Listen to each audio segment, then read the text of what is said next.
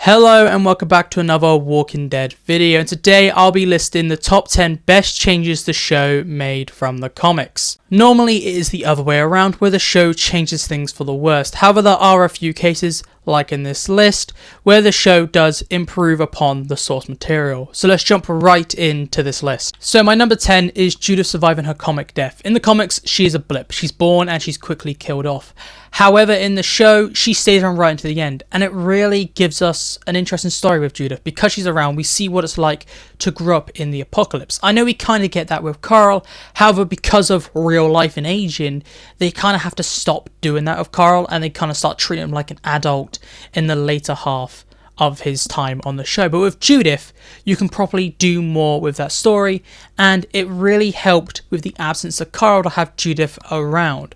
Judith was a good secondary Grimes child to tell the story, and you could do things with Judith that you couldn't really do with Carl because of the actor aging and the show telling stories so slowly, and by the time to get to big moments, they can no longer do things like that with Carl. Number 9 is Morgan surviving No Way Out, and he definitely does so much more in the show than he ever did in the comics. In the comics, he was just there and he had a relationship with Michonne, and then he died. However, in the show, he gets fleshed out more. He has an interesting story with being a pacifist in the apocalypse full of chaos and death. And by the end of his time in the Walking Dead universe, he has one of the best story arcs from start to finish, with him losing his family and eventually finding a new one and going off to find Rick Grimes.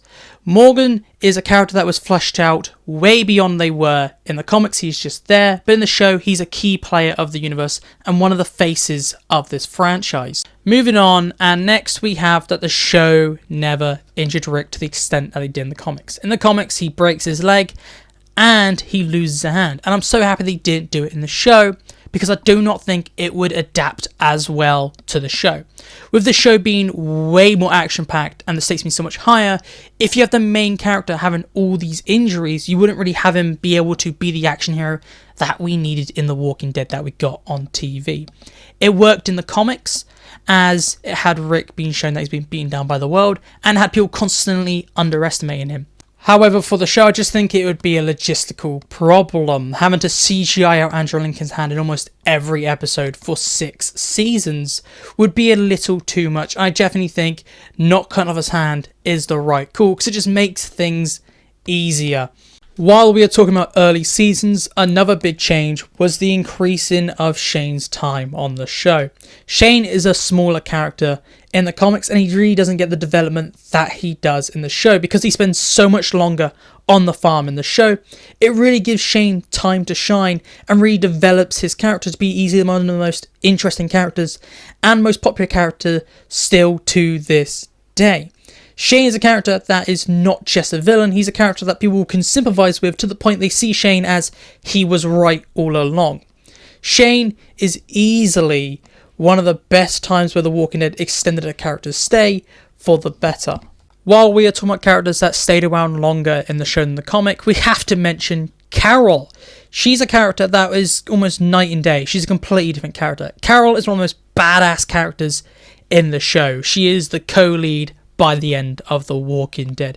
However, in the comics, she is just there up until the prison arc before she ends her own life because Tyrese cheats on her and Rick gets rid of and says no to her advances. Carol was just this kind of crazy woman in the comics. However, in the show, they expanded upon that. They made her this kind of absolute badass who knows how to use her advantages and to use her outward appearance to make people believe she's this weak old woman, but no, she is just this monster under the surface. Moving on, and we have to mention Lance. Lance is just a side character in the source material. He is just there. However, in the show, he is really the last true villain. We do technically have Pamela after Lance. However, her arc was just so bad. She wasn't really a villain, and I feel like if they killed off Pamela and just made Lance the proper villain, that would improve the final season. But Lance is a great villain. He is manipulative, he is charismatic, and there's something off-putting about him. Lance is such a weaselly guy. He's such a cool final villain because he is not just a weak character. He has proven he is able to outsmart people, and Lance really definitely stole the final season and he definitely stole the final villainness away from the real main villain of the final season, Pamela. Number 4 is the inclusion of Terminus. The Terminus arc is a expansion on the Hunters, and in the comics the Hunters just find a group one day, steal Dale, eat him, and then Rick kills them all. And it is just simple like that. It's pretty dark. However, in the show they decide to build upon that and have this amazing build up with everyone heading towards this place called Terminus, and then you get the reveal that they are cannibals. And you get these really good action-packed scenes. You get Rambo Carol, and then you get a couple episodes at the start of season 5 where it's really, really dark, and it's basically the comic version of the Hunters there. It's just that build up they add with Terminus really helps expand upon this villain group, helps us understand why they are this way, and it's just that expansion really does turn this from just being, oh, it's the cannibal arc, to being this really, really interesting mystery arc. Number 3 is Negan Staying for the Commonwealth arc. In the comics, he is exiled after the Whisperers, and that's the last we see of him until the very end where we see him with Lucille's grave. However, in the show, they keep him around, and it really helps finish off Negan and Maggie's story in a very interesting way. Because he's around in the Commonwealth arc, we get to see Negan try and make a family, and Negan be put in a place where he put Maggie and Glenn all those years ago. And it's a really great way to finish off the arc that they've had with Maggie and Negan, and it's definitely one of the highlights of the season, where Maggie and Negan go from absolutely despising each other to the point where they absolutely trust each other, and Maggie forgives Negan. It is a perfect little story to keep Negan around, and it really helps finish off his and Maggie's arc. And without Negan in the final season, Maggie's arc wouldn't be as satisfying as it was. And while we're talking about arcs, we have to mention Gabriel's.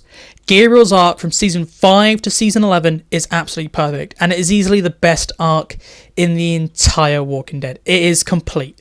Gabriel starts season 5 as a coward who let his communion die. He locked the doors and let them all turn.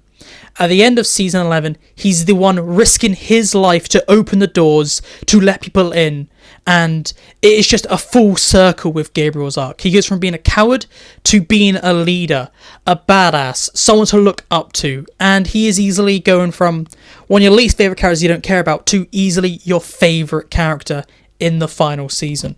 And here we are at my number 1, and it is the Epidemic Arc from the first half of season 4. And the reason why this is the best change that the show made from the comics is because it is such a unique arc.